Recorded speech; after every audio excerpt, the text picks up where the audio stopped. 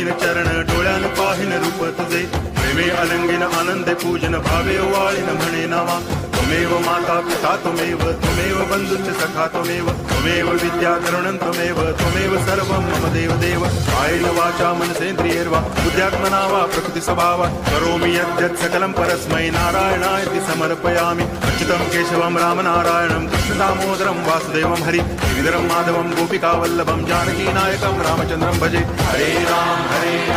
Ram Ram Hare Hare Hare Krishna